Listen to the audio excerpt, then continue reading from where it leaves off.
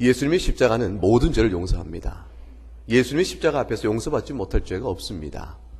그것은 예수님의 십자가의 공로는 무한하기 때문에 그렇습니다. 십자가에 달려 죽으신 그분이 사람의 몸으로 오셔서 몸을 찢기시고 피를 흘리시고 죽으시지만 죽으신 그분은 의로운 분일 뿐만 아니라 그 육신을 가지신 그분이 성자 하나님 또한이시기 때문에 그렇지요. 십자가에 달려 죽으신 주님의 대속의 공로, 대리속죄의 은혜는 너무 커서 무한해서 사람이 지은 죄 어떤 죄도 용서하지 못할 죄가 없습니다.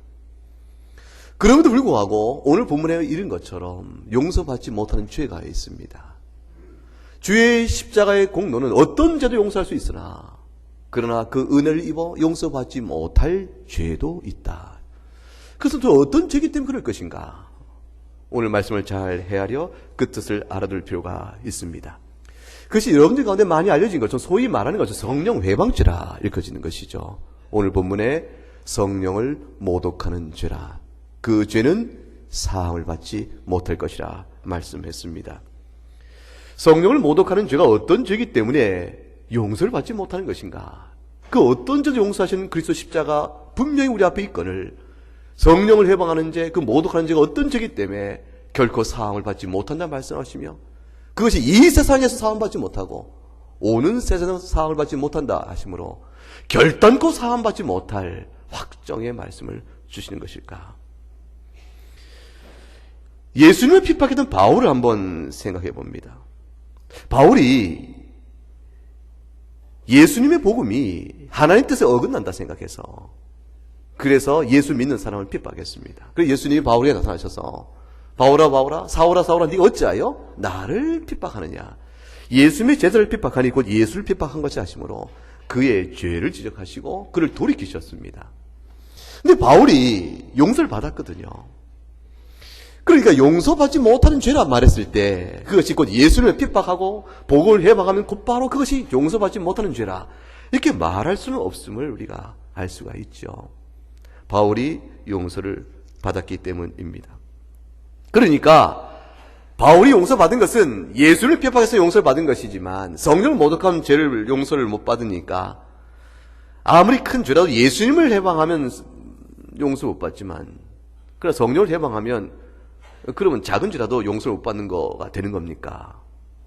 예수님을 해방하는 것과 성령을 해방하는 것, 예수를 모독하는 것과 성령을 모독하는 것, 그건 서로 완전히 다른 것이 아닙니까? 이렇게 얘기할 수가 있을지 모릅니다.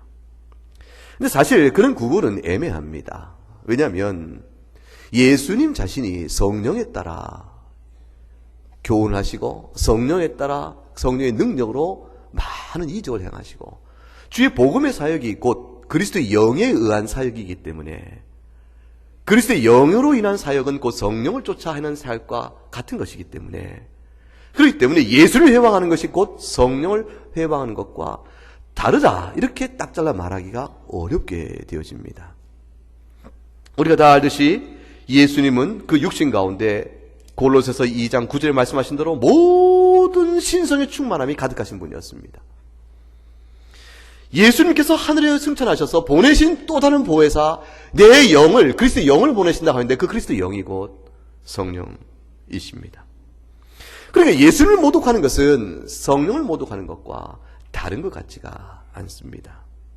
더더구나 예수를 모독하는 죄는 좀 가볍고 성령을 모독하는 너무 큰 죄이기 때문에 예수를 모독하면 성령을 모독하는 죄에 비해서 가벼우니까 용서를 받지만 성령을 모독하는 죄는 예수를 모독하는 죄보다 훨씬 더 무겁기 때문에 용서 못 받는다 이렇게 말할 수는 없습니다. 예수를 모독하는 죄나 성령을 모독하는 죄나 하나를 모독한다는 의미에서는 같은 죄입니다. 그럼에도 불구하고 예수를 모독하면 사함을 인자의 말을 거역하면 사함을 받지만 오늘 본문에 인자의 말을 거역한다는 말은 메시아 곧 예수 그리스도의 말을 거역하는 걸 뜻하는데 그걸 거역하는 자는 사함을 받지만 성령을 거역하면 사함을 받지 못한다. 이렇게 말씀하신 것은 성령을 모독하는 죄라는 말로 어떠한 특성을 갖고 있는 죄를 말하는 것인가 그것을 잘 유념할 필요가 있지요. 다시 바울의 예를 한번 들어보십시다. 바울 사도께서 큰 죄를 범하죠. 자신이 죄인의 괴수라는 이 고백을 많은 사역을 하고 그 주를 위하여 자기가 헌신을 다하고 난 뒤에 아주 늦게 고백하는 고백입니다. 다시 말하면 사도 바울이 사도로서의 모든 사역을 다 감당하면서 끝무렵에 가서 나는 죄인의 괴수라 이렇게 고백을 합니다. 그 많은 주를 위한 헌신과 사역에 불구하고 바울 사도의 마음속 깊은 곳에 죄인됨에 대한 처절한 인정이 있고 자신이 행한 바에 대한 모든 일에 대한 기억은 자신을 죄인의 괴수라고 못 박을 수밖에 없었던 고백이 있습니다. 그럼에도 불구하고 바울 사도가 용서를 받는다. 그 까닭은 도대체 무엇이고 자신의 죄를 뭐라고 말할까? 디모데전서 1장 13절에 이렇게 얘기합니다. 내가 전에는 비방자요, 박해자요, 폭행자였다. 다 누구를 향한 비방이요? 누구를 향한 박해요? 누구를 향한 폭행이었습니까? 예수 그리스도를 향한 비방이었습니다. 내가 전하는 이 복음에 예수 그리스도를 향하여 내가 비방하고 회방하고 박해하고 폭행자였지만 내가 도리어 예수로 말미암아 예수님으로부터 긍휼을 입었다. 근데 그 모든 나의 모든 죄악이 믿지 아니할 때에 알지 못하고 행한 것이라. 이 중요한 고백을 하나 하지요. 바울 사도의 죄가 매우 큰 죄였으나 교회를 핍박하고 교회를 대적한 죄였으나 그러나 바울 사도의 그 죄가 고백한 그대로 내가 알지 못하여 그 죄를 범하였다. 그렇게 고백합니다. 예수님을 핍박하고도 용서받지 못할 죄가 아닌 것이 있는데 그것은 곧 바울의 경우 같다고 생각하시면 됩니다. 예수님을 바울은 핍박하였으나 용서를 받게 되어집니다. 그 까닭은 그가 알지 못하고 행하였기 때문입니다. 이 중요한 사실을 말하죠. 그러면 애초부터 성령의 은혜를 전혀 모르는 사람, 그 세상 속에 살아서 전혀 복음을 듣지 못한 채 살다가 그러다가 교회 얘기 듣고 예수 믿는 사람에 대한 경험이 좀 나쁘니까 내가 아는 사람 중에 장로를 하는데 내가 너무 기분이 나쁘다. 그분만 보면 못마땅하오. 그 사람 삶이 그래. 이래서 복음을 듣지 않고 예수 믿는 사람이 더하다라고 말하며 복음을 회방하는 사람이 되거나 자신이 믿은 종교 어느 걸 지키기 위해서 기독교를 핍박하기로 작심하고 나오게 될 경우에 그렇게 된 사람이라 할지라도 그거 몰라 못하는 사람이면 복음을 전혀 성령의 은혜가 뭔지 복음을 통해 주시는 하나님 나라의 능력과 그 거룩함과 영광이 무엇인지 전혀 알지 못해서 교회에 대하여 핍박하고 복음을 회방한 사람이면 그 사람은 용서받지 못할 죄를 범하는 그런 죄는 아니다 이렇게 말할 수가 있는 겁니다. 성령의 은혜를 모르는 자가 그리스도와 성령의 능력 그리고 복음의 은혜를 핍박할 때 범하는 죄는 성령을 모독하는 죄가 아니라 오히려 칼빈이 말하는 것처럼 성령의 참 빛과 조명, 깨달음을 받지 못한 자는 본래 자신의 언행과 즉 말과 행동이 하나님 나라에 어떻게 거스르는지 도무지 알지 못하니까 마치 눈을 보지 못하는 자가 막 하고 달리다가 담벼락에 콱 부딪혀서 아이쿠 하는 것처럼 그렇게 어리석은 일을 하는 것과 똑같다 이렇게 얘기했습니다. 그러니까 그런 자들은 알지 못하여 눈이 어두워 행한 것이니 오히려 예수님이 그러시고 스데반이 그런 것처럼 저들이 자신이 행한 바를 알지 못하니 그들을 사하여 주시기를 기도할 수 있는 그런 대상이 되는 것이라 이렇게 말할 수가 있겠죠. 그렇기 때문에 사실 우리가 범한 죄를 생각해 보게 되면 우리들도 또한 용서를 받고 있는 겁니다. 우리도 또한 우리 가운데 많은 이들, 상당한 이들은 복음의 회방자요, 복음을 핍박한 자요, 예수 믿는 자를 헐뜯은 자요, 그 십자가를 볼 때 십자가를 향하여 이를 간 자다. 이럴 수 있는 자들이 있죠. 다 돌이켜서 용서받고 하나님의 자녀로 함께 예배드릴 수 있게 되는 거 아닙니까? 예수님을 핍박했다고 해서 용서받지 못할 죄라 이렇게 되어지면 우리 가운데 사실 구원받을 자가 허다히 없게 되어집니다. 그러니까 성령을 모독한 죄가 용서받지 못하는 것은 성령을 모독함과 예수를 핍박하는 것이 이게 서로 분리될 수 없는 것 같은데 예수를 말을 거역하는 자는 용서받을 수 있지만 성령을 모독하는 사랑을 받지 못한다고 말할 때 그래서 드러난 특징은 예수를 핍박하되 그런 자라고 다 용서받지 못하는 것이 아니고 예수를 핍박하면서 어떤 특징을 갖는 사람은 용서받지 못한다. 이렇게 말이 될 수 있는 겁니다. 예수를 핍박하는 죄를 범하되 성령을 모독하는 자가 되어져서 결국에 용서받지 못하는 자는 그럼 어떤 자인가? 그것이 사도 바울의 말한 예를 반대로 보게 되지면 결국에는 예수를 회방하고 복음을 거슬리고 악하게 교회를 핍박하지만 하나님의 영광이 뭔지 도무지 모르는 자가 아니요, 그것을 일부러 알면서도 범하는 자들은 성령을 모독하는 자라 할 수 있는 첫 번째 조건을 갖게 되어집니다. 오늘 본문을 한번 생각해 보세요. 예수님이 아주 놀라운 일을 행하십니다. 귀신을 내쫓습니다. 귀신을 내쫓는데 이 귀신 들려 앞을 못 보고 듣지를 못하는 사람이었습니다. 근데 그 자를 내쫓아 버리니까 이 사실이 얼마나 충격적으로 다가온지 몰라요. 그래서 오늘 본문 23절에 유대인들이 예수님의 사역을 보고 놀라서 말하기를 이가 다윗의 자손이 아니냐 이렇게 얘기합니다. 다윗의 자손이 아니냐 이렇게 말한 것은 실제로 예수님이 하신 사역이 영적으로 영혼에 큰 충격을 줬다는 사실을 의미하죠. 예수님이 행하신 귀신을 내쫓는 사역을 딱 보고 되니까 너무 충격이 다가온 겁니다. 전에도 보지 못했던 놀라운 일을 경험하게 되니까 아니 이 일이 어떻게 되는 것인가? 요한복음 9장에 가게 되면 예수님이 소경의 눈을 띄워주게 되니까 이 소경이 말을 합니다. 하나님이 보내신 자가 아니면 어떻게 소경의 눈을 뜨게 할 수가 있겠습니까? 내가 전에는 보지 못했으나 이제 눈을 떠서 보고 있는데 내게 이 일을 해주니가 하나님이 보내신 자라는 걸 내가 믿고 압니다. 이렇게 얘기합니다. 영적인 충격이 오는 것이죠.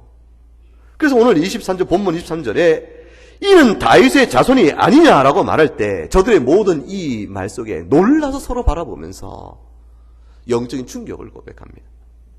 근데 다윗의 자손이 아니냐라고 말할 때는 긍정의 확신 뒤에 사실은 가로 열고 닫고 그런데 정말로 그럴까? 정말로 그러면 어떡하지? 라는 의문을 같이 달아놓습니다. 왜 그러냐면 예수님이 다윗의 자손이면 다윗의 자손은 성경에 예언된 메시아인데 그가 메시아이면 그가 곧 하나님의 아들이요 이스라엘 회복자일 것인지 모든 이스라엘이 그 앞에 무릎을 꿇어야 하는 것입니다. 그러면 받은 영적인 충격은 너무 커서 이게 다윗의 자손이 아니냐라고 말하면서도 한편 그렇다면 자신들이 예수님의 다윗의 자손인 것을 인정하는 한 자신들에게 밀려올 변화의 요구가 부담이 되기 시작하는 거예요. 그러면 저 예수를 믿고 따라야 하는 것인가? 예수의 교훈을 우리가 듣고 그 앞에 무릎을 꿇어야 하는 것인가? 그거는 아닐 것 같은데. 그리하여 다윗의 자손이 아니냐라는 말 속에는 서로 돌아보며 설마 그럴까? 그건 아니겠지 라는 식의 의미와 뉘앙스를 담아놓고 하는 말입니다. 그러니까 확신에 차서 하는 말이 아니고 서로 눈치를 보는 말입니다. 바리새인들은 이를 갈지어 반드시 그를 어떻게 죽일 것인가? 이걸 모의했던 자들 눈치를 볼 수밖에 없었던 거죠. 성령의 빛으로 인해서 하나님께서 조명하시니 그 마음에 예수님이 하신 일을 보고 영혼의 큰 충격을 받아 다윗의 자손이 아닌가 그 생각이 들면서도 끝내 예수 앞에 무릎 꿇기를 거부하는 마음에 아닐 것이라 이렇게 말하며 저항의 의지를 다질 때 그들은 예수를 핍박하되 알면서 핍박하는 자들이 되고 맙니다. 알면서 핍박하는 자들이 되면서 동시에 그러기 때문에 고의로 악의적으로 결심하여 회방하고 저항하기로 나가는 자들입니다. 그런 자들이 성령 회방죄를 범하는 자들입니다. 예수님께서 귀신을 내쫓자 바리새인들 수근수근 대면서 이렇게 얘기합니다. 에이, 예수님이 저자 예수가 저렇게 한 것은 믿지 마라. 저건 귀신의 왕인 바알세불을 힘입어 귀신을 쫓아내는 것이야. 그렇게 얘기합니다. 예수님이 이들에 대해서 조목조목 논리적으로 그들의 주장의 거짓됨을 드러냅니다. 첫째는 이 얘기죠. 스스로 분쟁하는 나라마다 황폐해질 것이 아닌가. 만약에 사탄을 몰아내면 그러면 사탄의 나라가 어찌 쓸 수 있겠는가? 그러므로 귀신의 왕 바알세불의 힘을 입어 귀신을 내쫓는다는 말이 이게 이치에 닿는 얘기냐? 일반적인 상식에 비춰도 어긋난 일이라는 말씀을 합니다. 두 번째는 사례를 들어서 반박을 합니다. 너희들 가운데도 귀신을 내쫓는 자들이 있다는 걸 내가 들어 알고 있다. 그런데 너희들이 귀신을 내쫓을 때 그러면 너희들도 바알세불의 힘을 입어서 귀신을 내쫓는 것이냐? 너희들이 그렇지 않다고 말하면 너희는 누구를 힘입어 귀신을 내쫓는 것인가? 너희들이 그것이 바알의 힘, 바알세불의 즉 귀신의 힘을 빌려 귀신을 내쫓는 것이 아니라면 그럼 너희가 성령을 힘입어 내쫓는 것이라 말할 터인데 너희들이 내가 행한 일, 귀신을 내쫓아 눈을 보게 하고 귀를 듣게 한 이 놀라운 일을 너희들 가운데 경험한 적이 그 일을 행한 적이 있는가?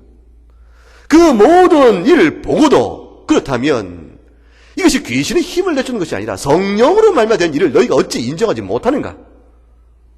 주께서 사례를 들어서 그들의 논리의 허점과 왜곡됨을 지적합니다. 그리하여 결론적으로 그들을 추궁합니다. 너희가 만일 바알세불을 힘을 쫓아낸 것이 아니라고 한다면 내가 한이란 말로 정녕 그럴 것이라는 사실을 너희가 명백하게 알 것이오늘 그것은 곧 하나님 나라가 너희 가운데 임했다는 사실을 너희가 알 터인데 너희가 나를 향하여 귀신의 힘을 입어 나를 내쫓는다고 비방한다면 너희의 영적 정체성은 무엇인가 물은 겁니다. 논리의 싸움이 아닙니다. 논쟁의 문제가 아니고 논리와 논쟁 그 뒤에 있는 영혼의 문제인데 영적 성격이 이미 하나님 나라가 아니요 마귀의 나라에 속한 자임을 스스로 드러내고 있다는 사실을 말하고 있는 것이죠. 그래서 그 영혼이 마귀에 속한 자는 이미 결심하여 주의 복음의 대적자로 서 있기 때문에 그들은 말은 논리요 말은 근거를 제시하고 있으나 그 배면에는 다 거짓 논리가 모순 안에 담겨져 있는 겁니다.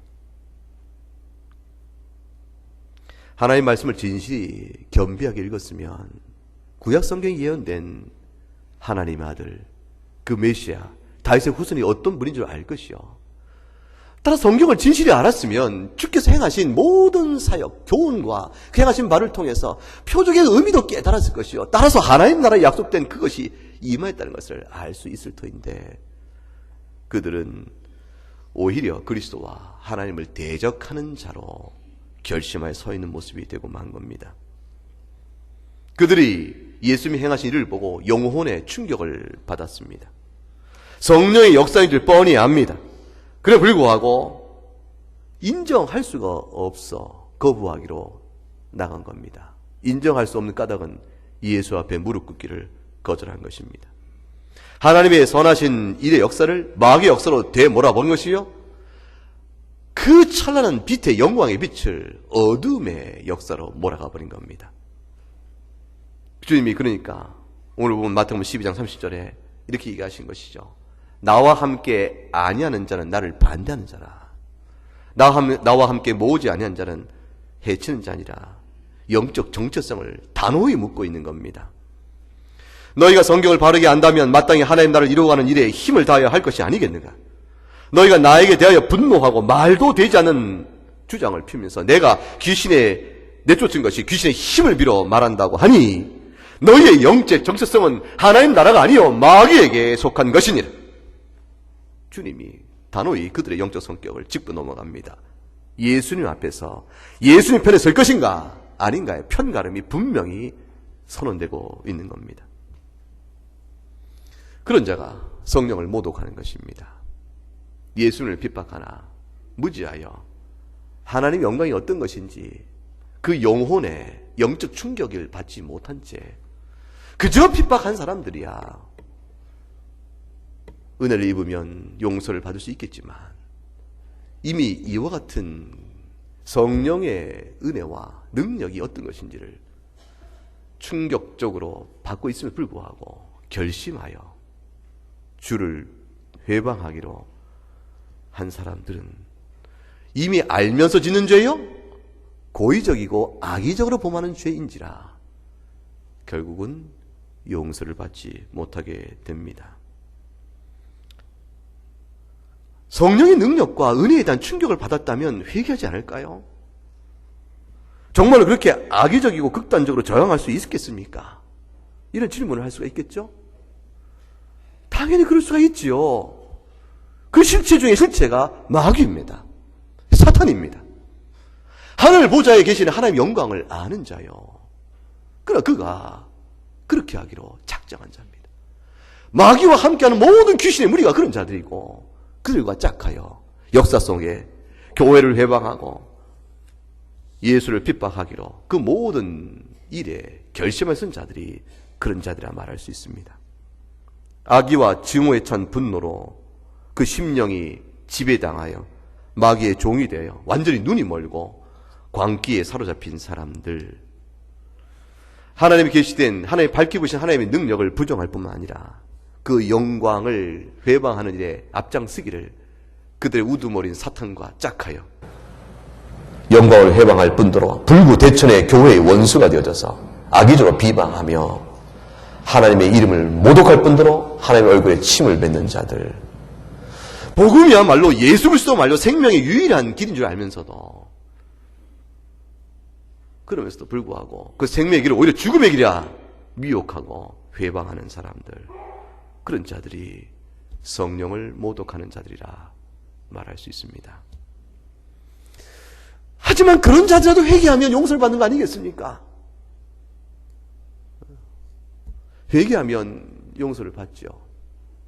그런데 예수를 핍박하며 복음을 회방하면서 끝내 성령을 모독하는 자들, 알면서 악의적으로 결심하여 비방하는 사람들은 용서를 못 받는 까닭이 이들은 처음부터 이미 배교한 자요, 그 마음에 하나님을 향하여 돌이키지 않고 하나님을 향하여 등을 돌려 고의적으로 하나님께 저항하기로 결심한 자들이기 때문에 그런 자들에게는 회개 기회가 없습니다.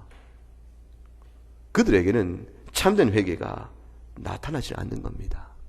그들은 이미 마음이 버려지고 상실한 대로 죄악 가운데로 이미 내버려진 자와 같은 자들입니다. 그래서 이 세상에서 회개하여 주 앞에 돌이키는 일이 있지 아니하고 오는 세상에서 마지막 심판 때에 의해서 그들이 마음이 악하여 쌓은 악대로 악한 말을 내놓은 그대로 심판을 받게 됩니다. 독사의 자식들아, 너희는 악하니 어떻게 선한 말을 할 수 있느냐 했던 그 심판의 정죄를 그저 선언받고 그들의 죄대로 영원한 불못에 던져지게 되는 겁니다. 그런 자들에게는 죄사함이 없습니다. 오늘 주님이 우리 이 말씀을 주는 가운데서 우리에게 주는 교훈이 무엇입니까? 그것은 곧 예수 그리스도의 복음으로 인해서 여러분 영혼에, 여러분의 심령에 어떤 흔들림이 있거나 충격이 있으면 그대로 주님 앞에 무릎을 꿇으셔야 합니다. 순종해야 합니다. 그건 하나님이 여러분을 부르시는 거기 때문에 그렇습니다. 여러분 영혼에 하나님 말씀과 교훈으로 인해서 심령 저변에 떨림이 있으면 그냥 주님 앞에 엎드리세요. 하나님께서 부르고 계신 거예요. 하나님의 능력과 영광과 권세와 공의와 아름다움, 그 사랑, 온유, 그 무궁한 은총을 조금이라도 맛봐서 그 영혼에 떨림이 있거나 충격이 있으면 그 하나님 앞에서 감사로 주 앞에 참여하고 나와야 합니다. 여러분 심령에 주의 말씀이 회개의 부담을 주면 하나님 앞에 감사하시기 바랍니다. 왜냐하면 성령을 모독한 사람은 결단코 회개의 부담을 갖지 않습니다. 회개의 부담이 무엇인지 모르는 사람이요, 처음부터 회개에서 머리 끊어진 자이기 때문에 내 마음에 주의 말씀으로 인하여 회개의 부담이 있다면 그것은 하나님의 은혜가 없는 자요, 아직은 용서받을 수 있는 사람으로 서 있다는 사실을 기억해야 합니다. 회개는 은혜입니다.